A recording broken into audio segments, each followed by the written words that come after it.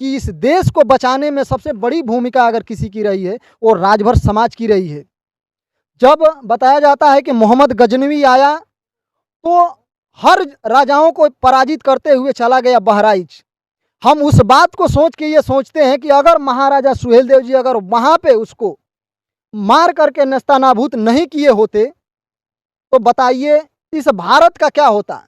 Social media पे आजकल जो चुनावी चर्चा है काफ़ी सरगर्मियाँ तेज हो रही हैं और उत्तर प्रदेश में जैसा कि त्रिस्तरीय चुनाव काफ़ी नज़दीक आते जा रहा है और जैसे जैसे चुनाव आ रहा है लोगों के अंदर जो बयानबाजी है और जो चुनाव को लेकर के जो उत्सुकताएँ हैं बढ़ते जा रही हैं।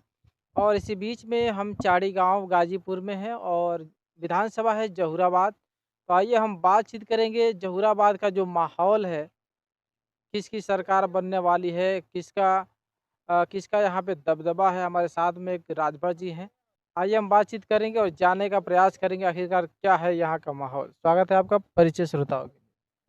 मेरा नाम सुरेंद्र कुमार है और आपको भी बहुत बहुत धन्यवाद, और इस चैनल के माध्यम से जितने भी दर्शक देख रहे हैं उन सबको मेरे दिल से धन्यवाद। जी। जैसा कि आप चाड़ी गांव से हैं तो क्या माहौल है जहूराबाद का, क्योंकि बहुत सारे जो ओम प्रकाश राजभर, क्या माहौल दिख रहा है यहाँ पर? देखिए यहाँ पर जितनी भी पार्टियां हैं, माननीय नेताजी का जितनी भी पार्टियां विरोध कर रही हैं, उनके दिमाग में एक भ्रम चल रहा है। और ये भ्रम जो है ना, मुंगेरी लाल का सपना, वो मुंगेरी लाल का जो सपना देख रहे हैं कि उनको हरा देंगे, तो ये जहूराबाद में नामुमकिन है। क्योंकि राजभर समाज जितना भी है वो कभी ना तो किसी के पास जाएगा और ना ही किसी के बहकावे में आएगा। वो माननीय ओम प्रकाश राजभर जी को अपना मसीहा मानता है, और जितने भी अन्य समाज के गरीब पिछड़े दबे कुचले लोग हैं वो भी माननीय नेताजी को मसीहा मानते हैं। इसलिए जहाँ तक जहूराबाद का माहौल है, जहूराबाद में माननीय नेताजी भारी मतों से जीतेंगे, और जितना ज़्यादा विरोध होगा और उतना ज़्यादा निखर करके उनका कद बढ़ेगा। और पार्टियां हैं जो कि ओम प्रकाश राजभर जी को यहाँ से पछाड़ने के लिए लोग लगे हुए हैं कि वहाँ से उनको हरा दिया जाए। क्या कहें? देखिए जितनी भी पार्टियां लगे हैं, और जितनी भी पार्टियां लगी हैं और जितने भी नेता लगे हैं, ये सिर्फ उनके दिमाग का एक भ्रम है कि उनको हरा दिया जाएगा। क्योंकि उसमें भी कुछ राज छिपा है।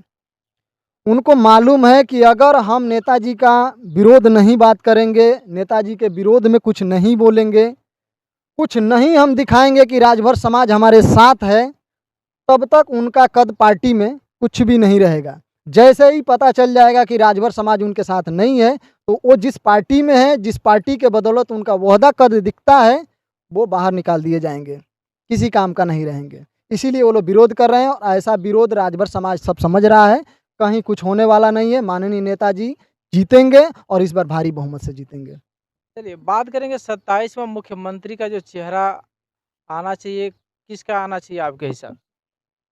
देखिए 27 में मुख्यमंत्री जी का जो चेहरा होगा, वो जो आज वर्तमान में है, माननीय आदित्य योगीनाथ जी, उनका ही आएगा और 100% आएगा। क्योंकि इस बार 2027 का जो भी चुनाव होगा वो निर्णायक चुनाव होगा। जितने लोगों के दिमाग में भ्रम है, जितने लोगों को लग रहा है कि नहीं इस बार नेस्तनाबूद कर देंगे हम, वो ठीक विपरीत होगा। और विपरीत ये होगा कि जो सपने देख रहे हैं कि नहीं हम 27 में आएंगे, वही 27 के बाद नहीं दिखेंगे।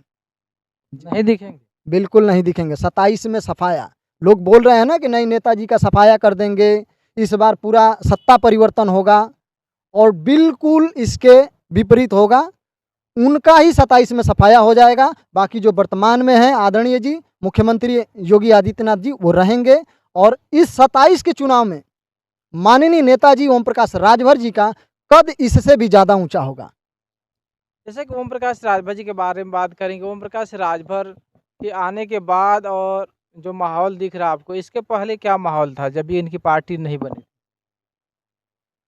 राजभर समाज की, देखिए राजभर समाज की स्थिति जो भी नेताजी के पीछे अगर देखा जाए तो कई पीढ़ियां निकल चुकी हैं। हम लोग भी अपने बाप दादा से सुनते हुए आए हैं ये राजभर समाज अपने आप को मान चुका था कि बहुत हीन है, हम उस लेवल के इंसान हैं कि हम किसी के सामने खड़ा होकर बोल नहीं सकते हैं। अपने आप को मार चुका था ये राजभर समाज। जबकि माननीय नेताजी के आने के बाद ये इतिहास जो हमारा गौरवपूर्ण इतिहास रहा है, बहुत तमाम राजा हुए हैं, यहाँ तक बताया जाता है कि इस देश को बचाने में सबसे बड़ी भूमिका अगर किसी की रही है वो राजभर समाज की रही है।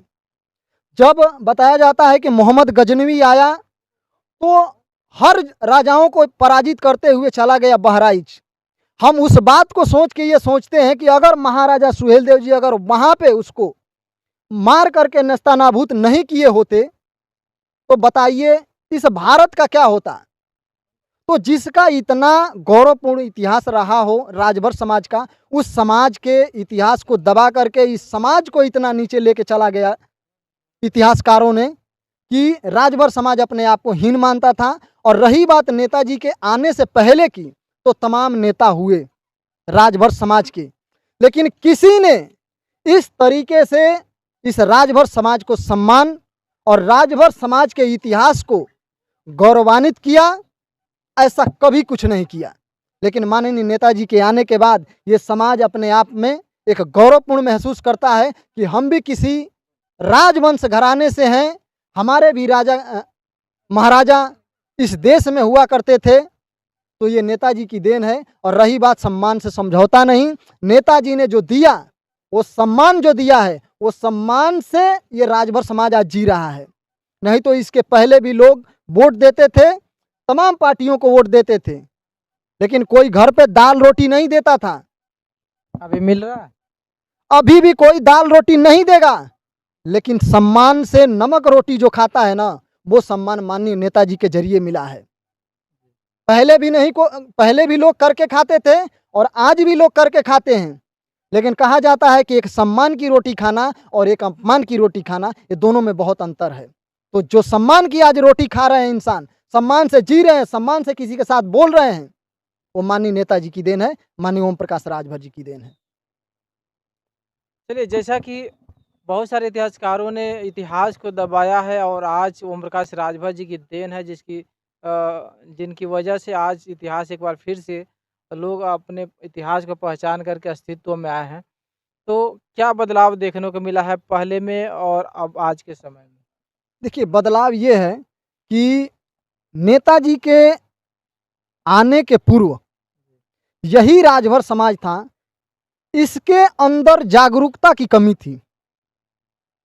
लेकिन नेताजी के आने के बाद आज कहीं भी सोशल मीडिया प्लेटफॉर्म पर भी देख सकते हैं, कहीं भी अगर जाएंगे तो किसी मंच पर भी देख सकते हैं, आप किसी भी फील्ड में अगर जाएंगे तो राजभर समाज दिखेगा। जरूरी नहीं है, ये चेतना जो डालने का काम किया, जो राजभर समाज के अंदर एक जागरूकता जो पैदा करने का काम किया, वो माननीय ओम प्रकाश राजभर जी किए। इसके पहले जितना भी नेता बने और जितने भी लोग आए, वो सिर्फ और सिर्फ उनको दिमाग में यही चल रहा था कि इस राजभर समाज को समझाना ही व्यर्थ है। वो राजभर समाज को समझाते समझाते खुद से समझौता कर लिए और अपनी रोटियां सेकने पर आमदा हो गए। सुभाषपा विरोधी कुछ लोग हैं जिनका यह एक सवाल है कि नेताजी ने अब जल्द ही में एक कमांडर सेना बनाई है, तो उसको पगार देंगे क्या? वैसे बच्चों के फ्यूचर के साथ खिलवाड़ ऐसा क्यों कर रहे हैं? तो इस पे क्या कहना चाहेंगे? देखिए, नेताजी जो कुछ भी बनाए हैं वो बहुत सोच समझ के बनाए हैं। किसी भी समाज के अस्तित्व को बचाने के लिए, किसी भी समाज के अस्तित्व को बचाने के लिए, किसी भी समाज के इतिहास को आगे लेके जाने के लिए एक कमांडर, एक सेना की जरूरत होती है। अगर सारे लोग अपने दिनचर्या में ही अगर रहेंगे तो समाज का इतिहास जैसे मिटा था वैसे ही इतिहास मिट जाएगा। फिर से दोबारा कोई ओम प्रकाश नहीं बनेगा जो इस समाज को फिर से उठा करके उस लेवल पे लेके आएगा। इसलिए कमांडर होना जरूरी है, एक सेना होना जरूरी है। किसी भी दल को देख लीजिए, सबका एक अपना दल है, एक सेना है। क्यों सेना बना के रखा है? क्योंकि जो महाराजा सुहेलदेव जी के नेतृत्व में जो पार्टी बनी है, जो गरीबों, पिछड़ों, शोषितों का आवाज बन करके उनकी मदद करता है, तो ये पार्टी जो बनी है, ये पार्टी हर तरीके से उनका मदद करेगी, अपने स्तर से भी मदद करेगी और जैसे भी समझाना होगा वैसे भी समझाएगी। इसलिए वो पार्टी बना है और जो लोग इसका विरोध कर रहे हैं, उनके दिमाग में सिर्फ़ और सिर्फ़ जलन की भावना है और कुछ नहीं है।